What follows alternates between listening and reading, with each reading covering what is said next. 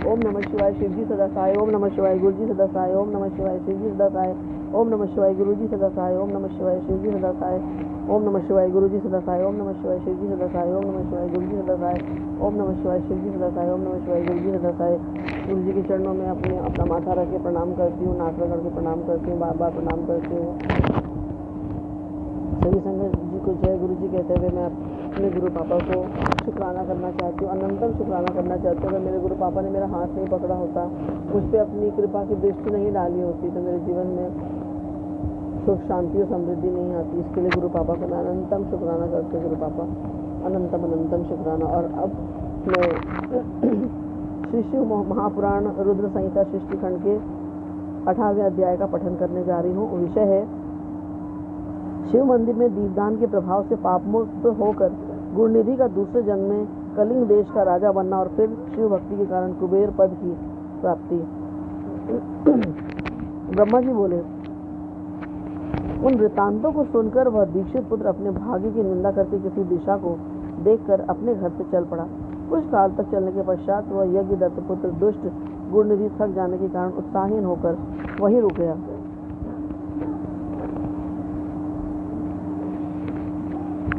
जब वह बहुत बड़ी चिंता में पड़ गया कि अब मैं कहाँ जाऊँ, क्या करूँ। मैंने विद्या का अभ्यास भी नहीं किया और न तो मेरे पास अत्यधिक धन ही है। दूसरे देश में तत्काल सुख तो उसी को प्राप्त होता है जिसके पास धन रहता है। यद्यपि धन रहने पर चोर से भय होता है, किंतु यह विघ्न सर्वत्र उत्पन्न हो सकता है। अरे आज के कुल में, अरे याजक के कुल में जन्म होने पर भी मुझमें इतना बड़ा दुर्व्यसन कैसे आ गया, यह आश्चर्य है। किंतु भाग्य बड़ा बलवान है, वही मनुष्य के भावी कर्म का अनुसंधान करता है। मैं भिक्षा मांगने के लिए नहीं जाता हूँ, मेरा यहाँ कोई परिचित भी नहीं है और न मेरे पास कुछ धन ही है। मेरे लिए कोई शरण तो होनी ही चाहिए। सदैव सूर्योदय होने के पूर्व ही मेरी माता मुझे मधुर भोजन देती थी। आज मैं यहाँ किससे मांगूं? मेरी माता भी तो यहाँ नहीं है। ब्रह्मा जी बोले, हे नारद, इस प्रकार बहुत सी चिंता करते हुए वृक्ष के नीचे बैठे बैठे वो अत्यधिक दीनहीन हो उठा। इतने में सूर्य अस्ताचल को चला गया। इसी समय कोई शिवभक्त मनुष्य अनेक प्रकार की परम दिव्य पूजा सामग्रियां लेकर शिवरात्रि के दिन उपवास पूर्वक महेश्वर की पूजा करने के लिए अपने परिवारजनों के साथ नगर से बाहर निकला। शिवजी में रत चित्त वाले उस भक्त ने शिवालय में प्रवेश करके सावधान मन से यथोचित रूप से शंकर की पूजा की। भगवान शिव के लिए लगाए गए नैवेद्य के पकवानों की गंध को सूंघकर पिता के द्वारा परित्यक्त, मातृहीन और तथा भूख से व्याकुल यज्ञ दत्त का पुत्र वह ब्राह्मण गुणनिधि उसके पास पहुंचा। उसने सोचा कि ये सभी शिवभक्त जब रात्रि में सो जाएंगे तब मैं शिव पर चढ़ाए गए इस विविध नैवेद्य को भाग्यवश प्राप्त करूंगा। ऐसी आशा करके वह भगवान शंकर के द्वार पर बैठ गया और उस भक्त के द्वारा की गई महापूजा को देखने लगा। भक्त लोग जिस समय भगवान शिव के सामने नृत्य गीत आदि करके सो गए, उसी समय वह नैवेद्य को लेने के लिए भगवान शिव के मंदिर में घुस गया। वहां पर जल रहे दीपक के प्रकाश को मंद मंद देखकर पकवानों को देखने के लिए अपने उत्तरी वस्त्र को फाड़ करके बत्ती बनाकर दीपक को प्रकाशित कर यज्ञ दत्त के उस पुत्र ने आदर पूर्वक शिव के लिए लगाए गए बहुत से पकवानों के नैवेद्य को एकाएक सहर्ष उठा लिया। इसके बाद उस पकवान को लेकर शीघ्र ही बाहर जाते हुए उसके पैर के आघात से कोई सोया हुआ व्यक्ति जग उठा। शीघ्रता करने वाला यह कौन है? कौन है? इसे पकड़ो। इस प्रकार भययुक्त ऊंची वाणी में वह व्यक्ति चिल्लाने लगा। भयवश वह ब्राह्मण जब भाग रहा था, उसी समय वहां कुल रक्षकों ने पहुंचकर उसे मारा, जिससे वह अंधा होकर तत्काल मर गया। हे मुने, यज्ञदत्त के उस पुत्र ने निश्चित शिव की ही कृपा से नैवेद्य को खा लिया था, न कि अपने भावी पुण्य फल के प्रभाव से। इसके पश्चात उस मरे हुए ब्राह्मण को यमलोक ले जाने के लिए पाश मुद्गर हाथ में लिए हुए यम के भयंकर दूत वहां आकर उसे बांधने लगे।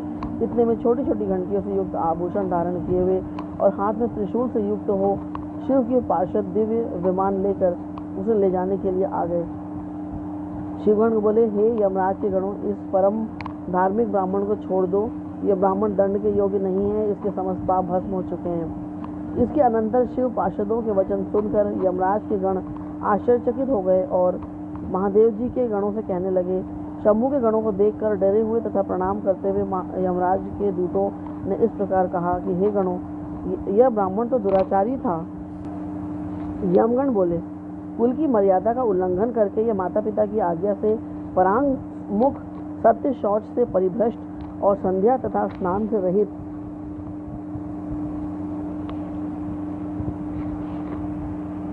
था।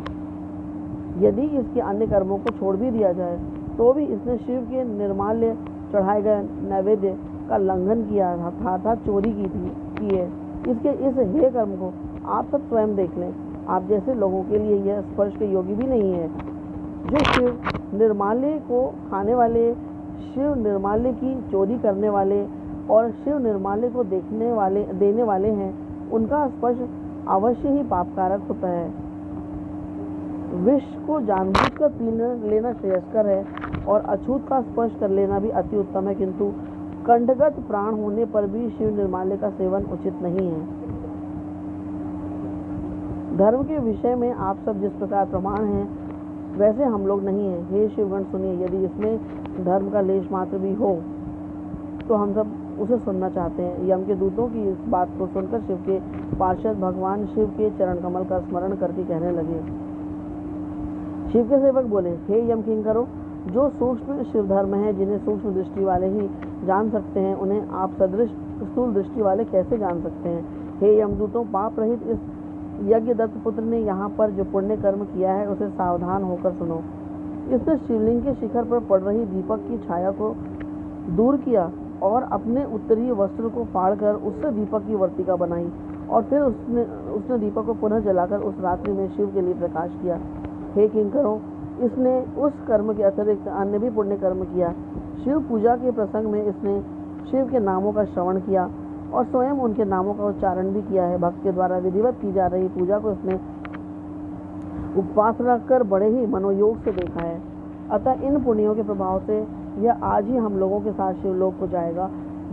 वहाँ शिव का अनुगामी बनकर वह कुछ समय तक उत्तम भोगों का उपभोग करेगा। तत्पश्चात अपने पाप रूपी मैल को धोकर यह कलिंग देश का राजा बनेगा, क्योंकि यह श्रेष्ठ ब्राह्मण निश्चित ही शिव का प्रिय हो गया है।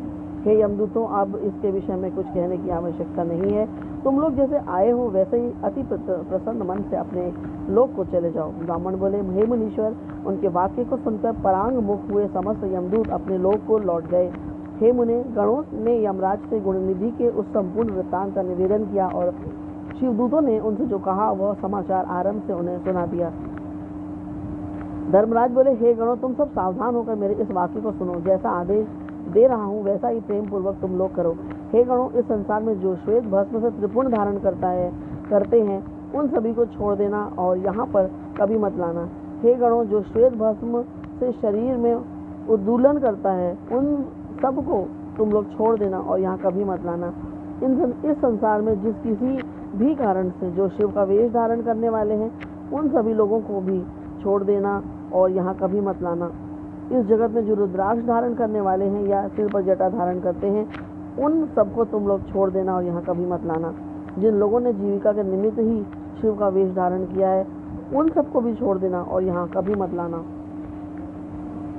जिन्होंने दम्भ या छल प्रपंच के कारण ही शिव का वेश धारण किया है, उन सबको भी तुम लोग छोड़ देना और यहाँ कभी मत लाना। इस प्रकार उन यमराज ने अपने सेवकों को आज्ञा दी, जिसको सुनकर उन लोगों ने कहा कि जैसे आपकी आज्ञा है वैसा ही होगा।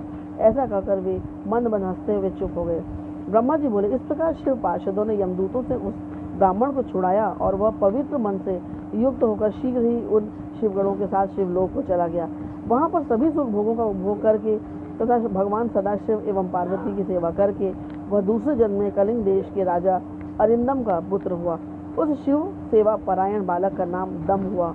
बालक होते हुए भी वह अन्य शिशुओं के साथ शिव की भक्ति करने लगा। क्रमशः उसने युवावस्था प्राप्त की और पिता के परम लोक गमन के पश्चात उसे राज्य भी प्राप्त हुआ। उसने प्रेम पूर्वक अनेक शिव धर्मों को प्रारंभ किया। हे ब्राह्मण, दुष्टों का दमन करने वाला वह राजा दम शिवालयों में दीपदान के अतिरिक्त अन्य कोई धर्म नहीं मानता था। उसने सभी ग्राम और जनपद प्रमुखों को बुला करके यह आदेश दिया कि तुम लोगों को शिवालयों में दीप प्रज्वलन की व्यवस्था करनी है। यदि किसी भी क्षेत्र में ऐसा नहीं हुआ तो वह सत्य है कि उस क्षेत्र का वह प्रधान निश्चित ही मेरे द्वारा दंड पाएगा। दीपदान से भगवान शिव संतुष्ट होते हैं, ऐसा श्रुतियों में कहा गया है। जिसके जिसके गांव के चारों ओर जितने भी शिवालय हो, वहाँ वहाँ सदैव बिना कोई विचार किए ही दीपक जलाना चाहिए। अपनी आज्ञा के उल्लंघन के दोष पर मैं निश्चित ही अपराधी का सिर काट लूंगा। इस प्रकार उस राजा के भय से प्रत्येक शिव मंदिर में दीपक जलाए जाने लगे। इस प्रकार जीवन पर्यंत इसी धर्माचरण के पालन से राजा दम धर्म की महान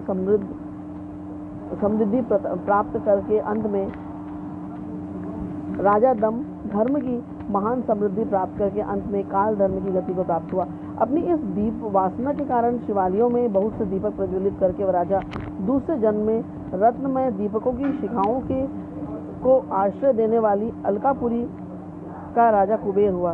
इस प्रकार भगवान शंकर के लिए अल्प मात्र भी किया गया धार्मिक कृत्य समय आने पर फल प्रदान करता है। यह जानकर उत्तम सुख चाहने वाले लोगों को शिव का भजन करना चाहिए।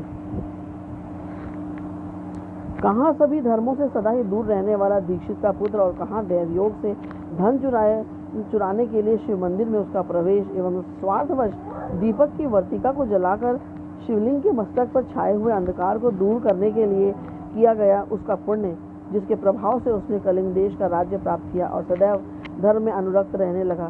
पूर्व जन्म के संस्कार के उदय होने के कारण ही शिवालय में सम्यक रूप से मात्र दीपक को जलाकर उसने यह दिक्पाल कुबेर की महान पदवी प्राप्त कर ली। हे मुनीश्वर, देखिए यह मनुष्य धर्मा इस समय इस लोक में रहकर इसका भोग कर रहा है।